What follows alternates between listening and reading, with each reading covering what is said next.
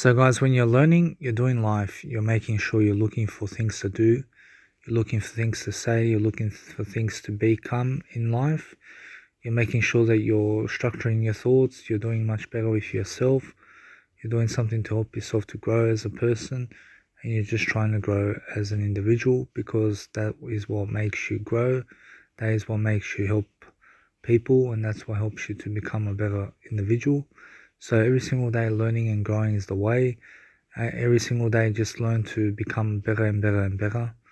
Try to learn whatever you need to do in life to start really exercising your faith in this world, so that you're believing in yourself, and so that you're becoming that version of you that you want to become, and that you're helping yourself to understand life from different points of view, so you're becoming the best version of yourself.